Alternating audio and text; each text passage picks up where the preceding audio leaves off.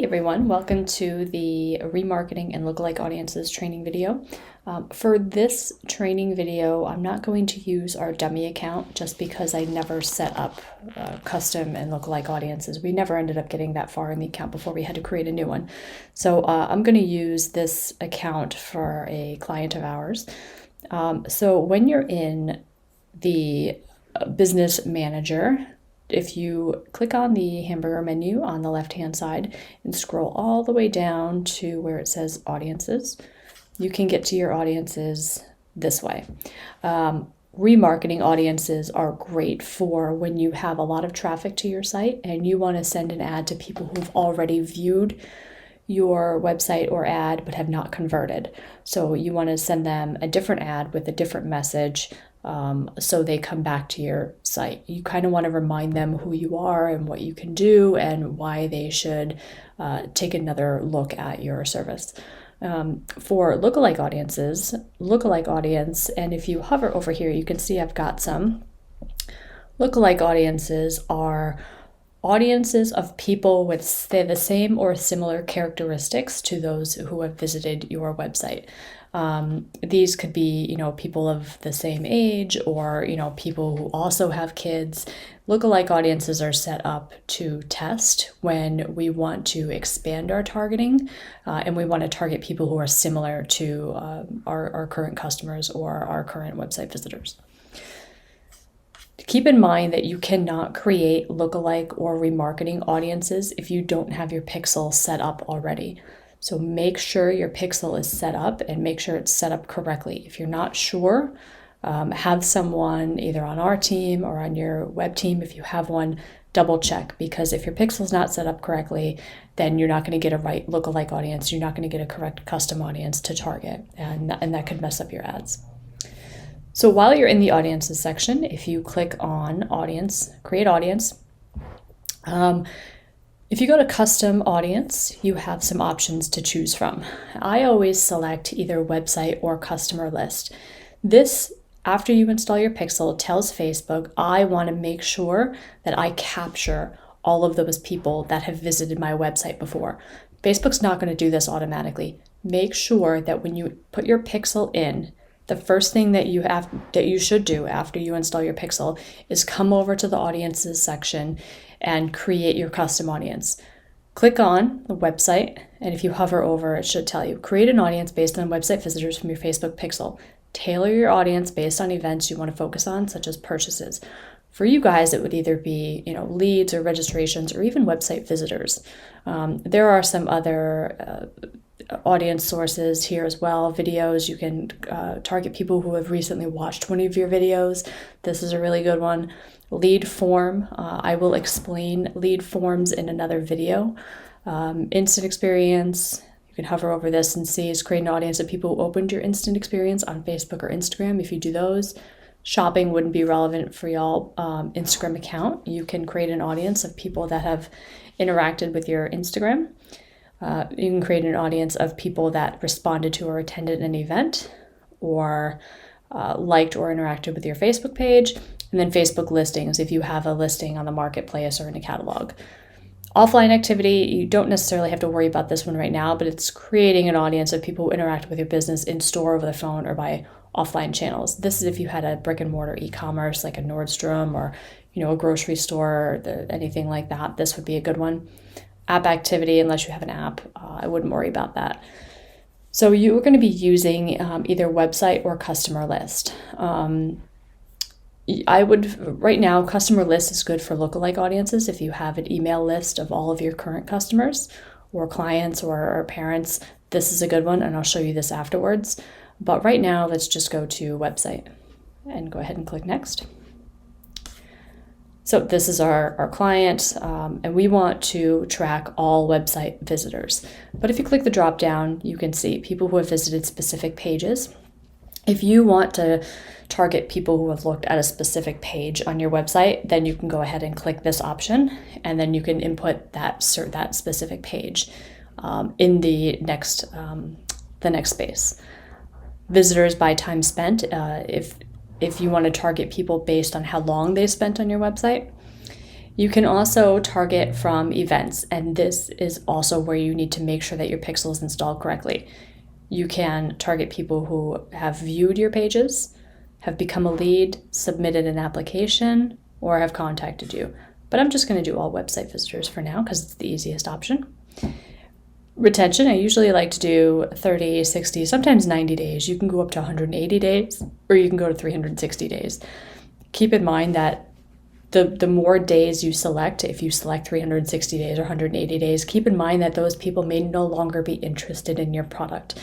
I think catching people at about 30 to 60 days is the sweet spot, because then they're going to remember who you are. They're going to remember going to your website.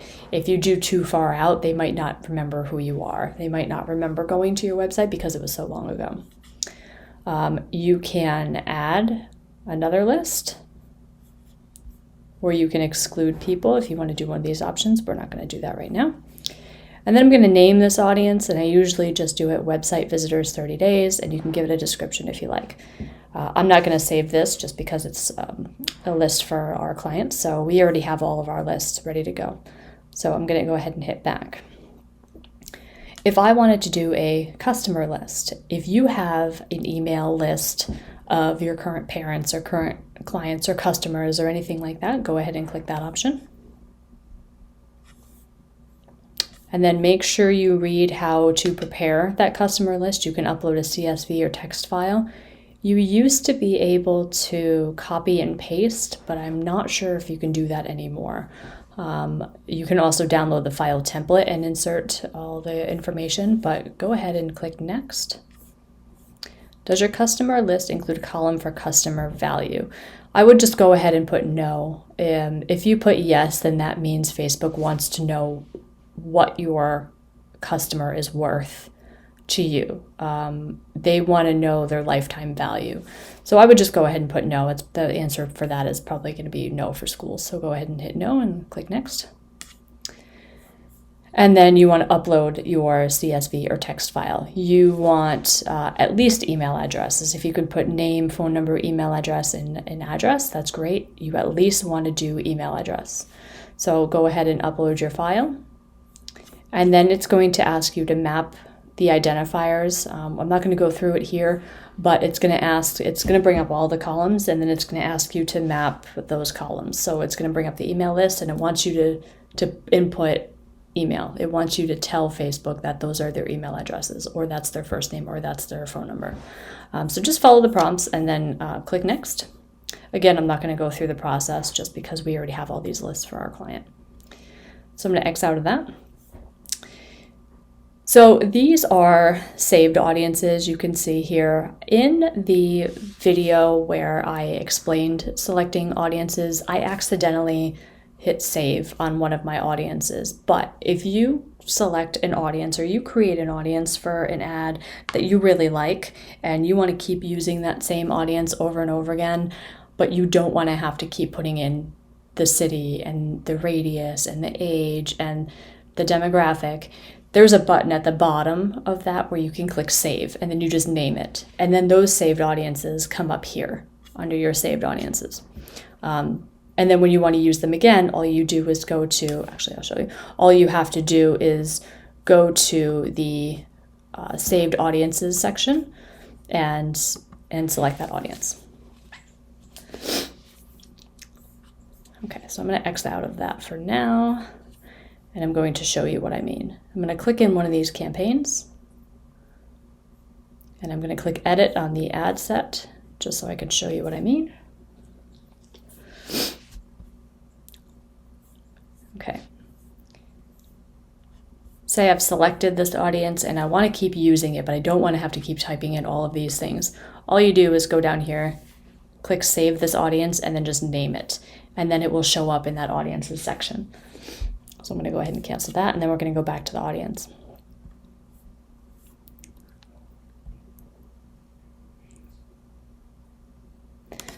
So now I'm going to show you lookalike audiences. You cannot create a lookalike audience until you've created a custom audience. And I'm going to say that again. You cannot create a lookalike audience until you create a custom audience. And what I mean by that is When I create a lookalike audience, I'm telling people to target people that I have already identified, a group that I have already identified. I'm telling Facebook to target people who are similar to those that have visited my website or similar to the email list I just uploaded. So I need to create a lookalike audience. I'm going to go here, and you can see, I'm going to click out of that. You can see when I hover over lookalike audiences, reach new people who are similar to audiences you already care about. You can create a lookalike audience based on people who like your page, conversion pixels, or any of your existing custom audiences. So like I said, you can even create a lookalike audience of people that like your page. I would test these. I wouldn't necessarily spend all of your ad budget targeting those people, because just because they like your page doesn't necessarily mean that they're a client or they're going to convert. I would test lookalike audiences with a small budget. So go ahead and you're going to select an existing audience or data source. So if you just click on that and wait a second, it will pop up giving you options. Okay, value-based sources. I can select to create a lookalike audience based on our pixel. And then if you click other sources, these are just the other clients that we have. So I'm going to click on value-based sources, and your pixel should show up here. So I'm going to go ahead and click that. Select an event with value. Our clients or our target demographic for this client don't really purchase. So they don't really have value. Our objective with this campaign is to get people to become a lead or to drive traffic to the website. So I'm just going to leave that alone because we don't get purchases for this account. You can also click other event with value and drop down and see what that means. So if it's grayed out, it means that these don't really apply. Search for regions or countries. You select your country that you want to target. I wouldn't go too specific. Don't put in, Austin, Texas, or, Spokane. Keep it broad with the country because that's how Facebook's going to work the best. Keep it broad with the country, and then when you use this audience in Facebook, you can narrow it down by your city. Select the number of lookalike audiences. Just do 1 for now. And then the percent. A 1% lookalike consists of the people most similar to your lookalike audience's source. Increasing that percentage creates a bigger, broader audience. I usually do, 1 to 2%. 1% is fine. And then just go ahead and hit create audience. Once I type in United States here, it will let me go ahead and create the audience. I'm just not going to do it because we don't need any for this client. So go ahead and create your lookalike audience. And that's it. And how you end up using these, these say ready right now, but when you first create these, if you don't really have a lot of website visitors or your account is pretty new, it will take several weeks, maybe a couple months for this to be populated enough to where Facebook can serve your ad. So Google Ad Leads, September 2021, what we did is uploaded a customer list. We uploaded a customer list of all of the ads, all of the leads we got from Google Ads here. And it says the estimated audience size. If it says not available, that usually means it's less than 1,000. But it will say ready. It's ready to use, but it's less than 1,000. So it can't tell us how many there are. Don't worry about that. Use them wisely. Test your budget. You don't have to use or spend a whole lot of money on remarketing. I would use probably a quarter of your budget on remarketing, and remarketing you're not typically going to use until maybe a month or 2 after you start your ads.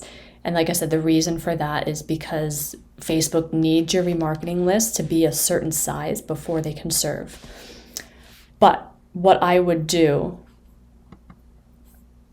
is when you're setting up your main ad campaign, go ahead and set up a second campaign. Okay, so you're setting up your main campaign, then create your custom and lookalike audiences, and then create a second campaign. And in that second campaign, then set up your remarketing lists.